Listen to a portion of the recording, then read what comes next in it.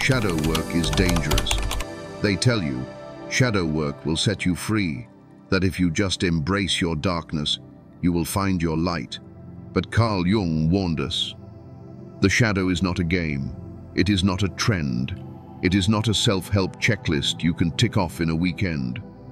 The shadow is the part of you you've buried, the anger you swallowed, the desire you denied, the grief you refused to feel.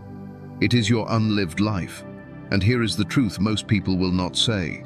Shadow work is dangerous because when you step into the dark, you risk losing the mask you've worn your whole life. You risk breaking the fragile identity you thought was you. You risk being swallowed by the very forces you are trying to heal.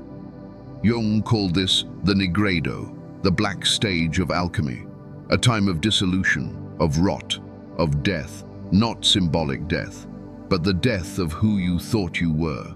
So let me ask you, are you ready to walk into that darkness, to face the monsters in your dreams? What shadow really is. If you want to understand why shadow work is dangerous, you must first understand what the shadow truly is. Most people think the shadow is only darkness, only anger, only lust, only shame. But Jung revealed something deeper. The shadow is everything you have pushed away in order to survive. It is the parts of you that your family rejected, the emotions society told you were too much, the dreams you abandoned because they didn't fit the script you were handed. The shadow is not just evil, it is not just destructive, it is also the creativity you suppressed, the voice you silenced, the wildness you locked behind the door.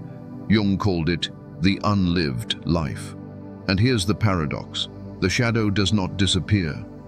It waits. It hides in your unconscious. And it finds a way to live itself, through your projections, through your relationships, through your addictions, through your dreams. Have you ever hated someone instantly without knowing why? Have you ever been triggered by a trait in another person that you secretly carry yourself? That is the shadow acting through you. And in your dreams, it shows up as monsters, thieves, wild animals, fires, demons. It is not just imagination. It is your soul trying to show you what you have refused to see. This is why shadow work is so dangerous.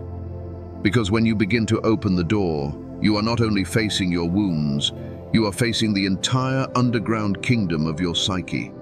The shadow is powerful. It holds rage. It holds desire. It holds grief. But it also holds your gold. Jung said, the shadow is 90% pure gold, which means that inside your darkness lies the very strength you have been searching for. But to reach it, you must be willing to step into the cave, to look at the face of everything you've denied, and to admit, this too is me. Only then does the work truly begin. Why shadow work is dangerous. So now you know. The shadow is not just darkness, it is your unlived life, your hidden power, your buried wounds. But here's the warning. Working with the shadow is dangerous, and Jung never softened that truth. Why? Because when you open the door, you do not get to choose what comes out. It may be anger you've swallowed for decades. It may be grief you swore you'd never feel again. It may be desires that shock you, images that disturb you, urges that frighten you. And the danger is this. Some people mistake shadow work for indulgence. They confuse healing with permission. They say, I'm just embracing my darkness. But what they are really doing is being possessed by it. The shadow is seductive. It tells you, throw away your limits, ignore your conscience. Do what feels good now.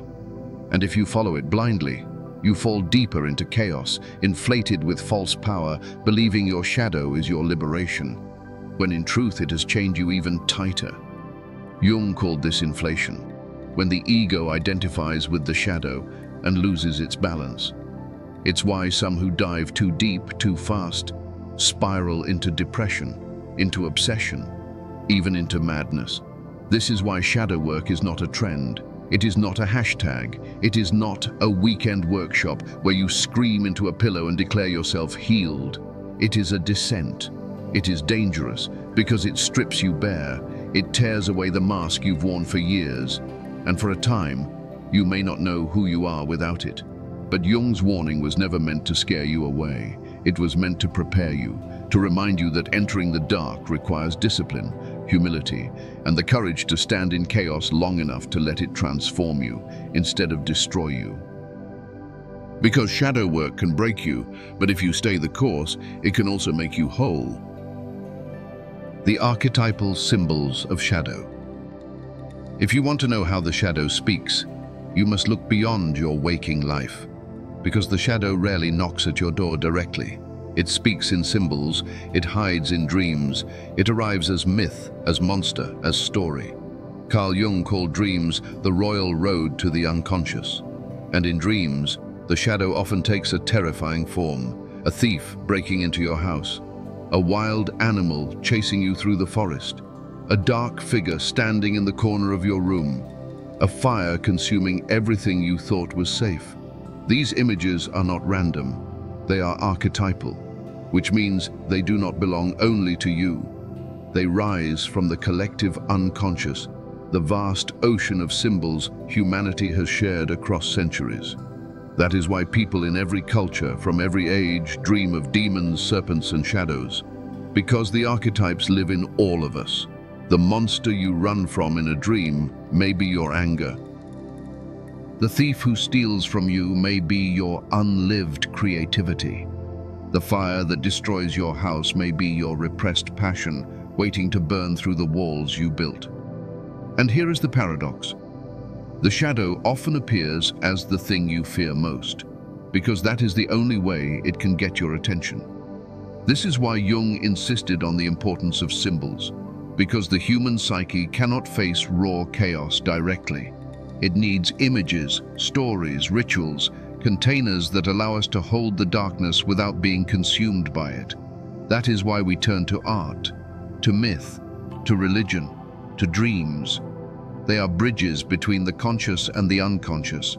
They let us touch the shadow in a way the ego can survive. Think of a painting that unsettles you, a myth about a hero descending into the underworld, a nightmare that lingers even after you wake.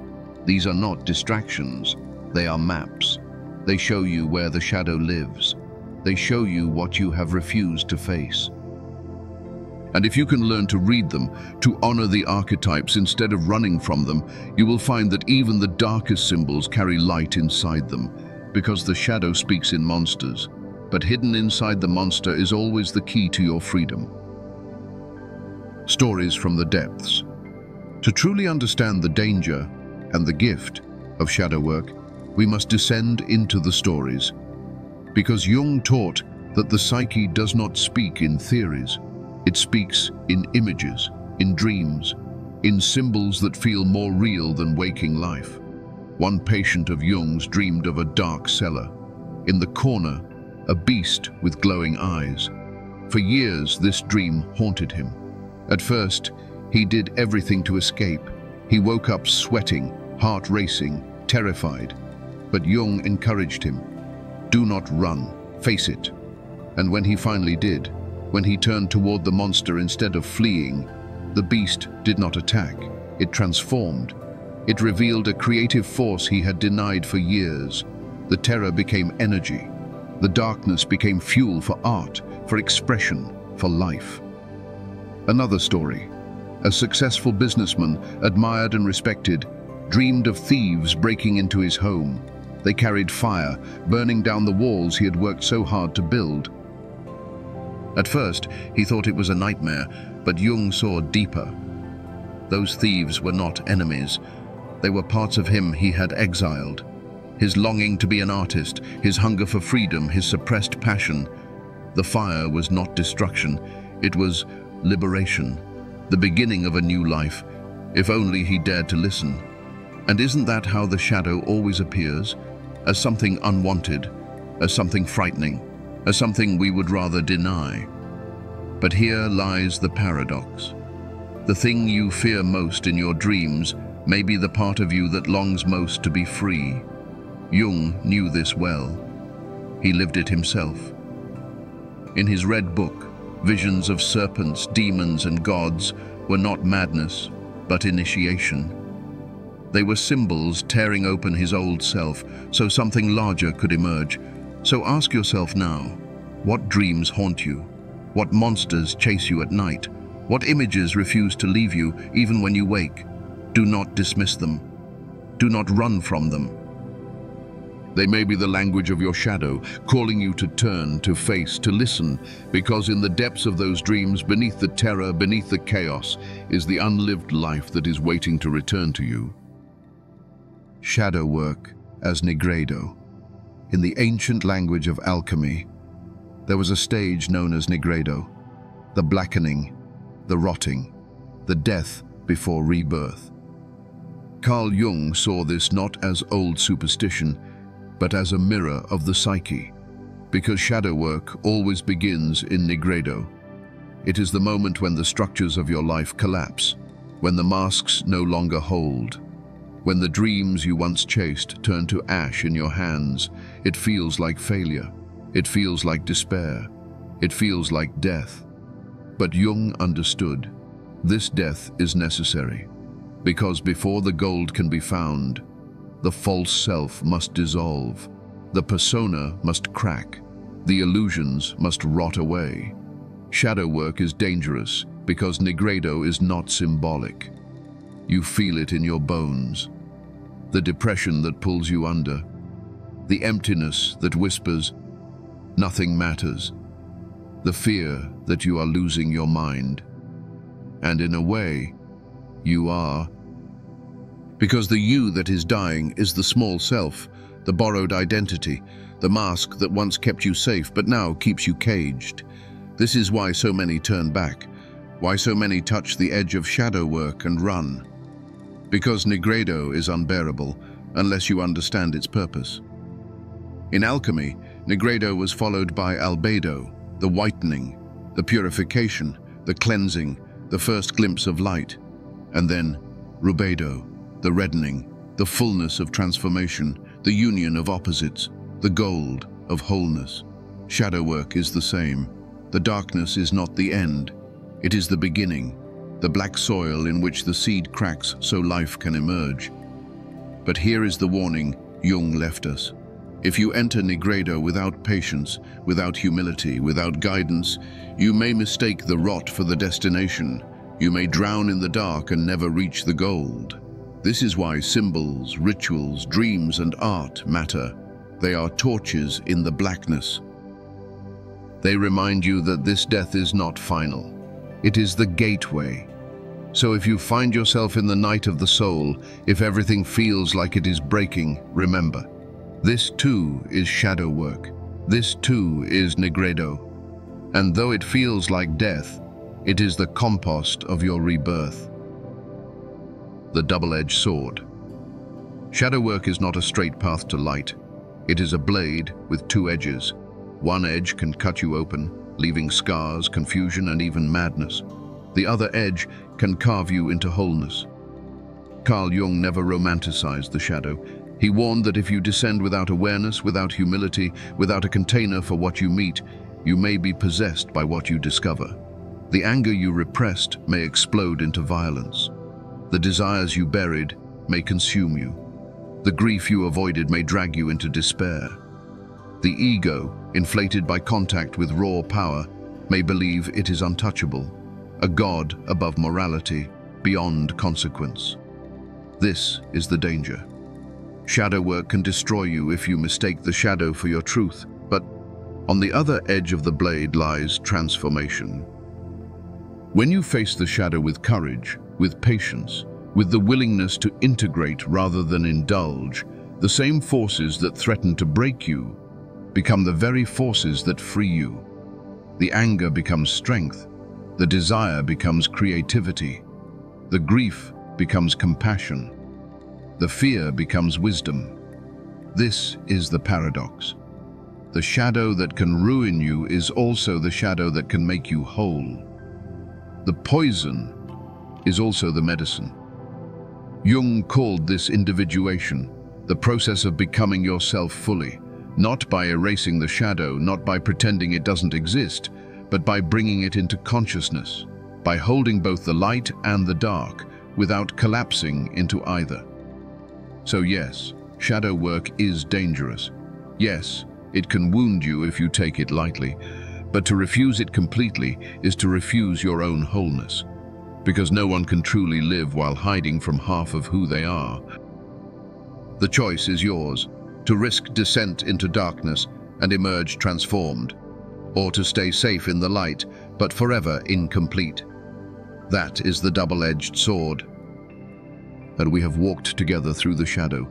We've seen what it truly is, not just darkness, but the life you never lived.